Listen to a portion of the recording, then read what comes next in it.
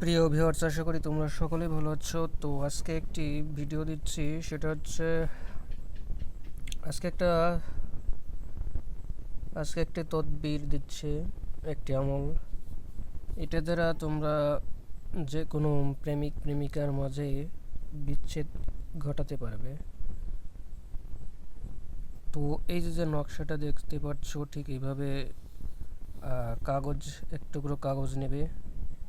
কাগজে এরপর এই সহল সহ, ঠিক আছে, এইভাবে লিখবে ননন নাও সফল মিন শন। এটা কিন্তু শন।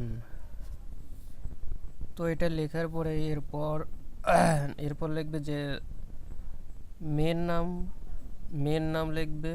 এরপর তার মায়ের নাম, ছেলের নাম, বাবার নাম। তো যার সাথে বিচ্ছেদ ঘটাতে হবে, একটি ছেলের থেকে মেয়ে যাতে আলাদা হয়ে যায়, ঠিক আছে। মানে একটি ছেলে থেকে মানে স্বামী স্ত্রীর মধ্যে বিচ্ছেদ ঘটাবেন, মনে করেন স্বামী স্ত্রীর মধ্যে বিচ্ছেদ ঘটাবেন, ঠিক আছে। তো এখানে কাছ থেকে যাতে স্ত্রী চলে যায় বা বিচ্ছেদ হয়ে যায়, এর জন্য প্রথমে স্বামীর নাম লিখবে, তার বাবার নাম লিখবে, এরপর হচ্ছে মেয়ের নাম, মেয়ের মায়ের নাম লিখবে, ঠিক আছে। আর যদি মনে করেন যে স্ত্রীর থেকে স্বামীকে বিচ্ছেদ করতে হবে, তাহলে আপনার উল্টোটা, মানে তাহলে তার নামটা আগে লিখতে হবে আর কি। মেয়ের নামটা লিখতে হবে আগে, এরপর মেয়ের মার নাম, ছেলের নাম, তার বাবার নাম। এটা হচ্ছে একটি মাটির প্রদীপ বানাবে, ঠিক আছে। প্রদীপটা বানিয়ে এই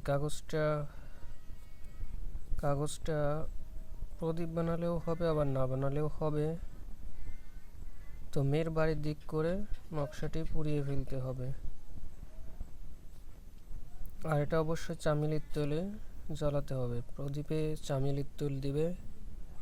এরপর এটা কাগজটা একটি সলিতে বানাবে, যাকে একটা প্রদীপের সাথে যে তুলা পেঁচিয়ে যে একটা প্রদীপ তৈরি করে, ঠিক আছে।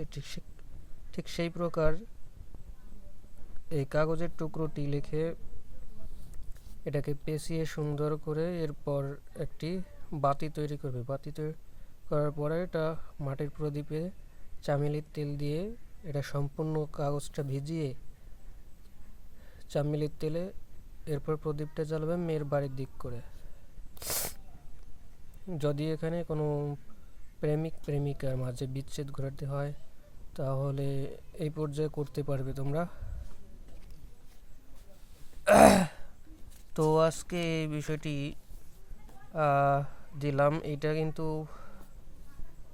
এটা দিয়ে আমি কাজ করেছি, কাজ হয়, তো তোমরা কাজ করতে পারো। এখানে সম্পূর্ণ আমার নিজের হাতে লেখা, দেখতে পাচ্ছ। এটা আমার অনেক আগের পুরনো একটি খাতা।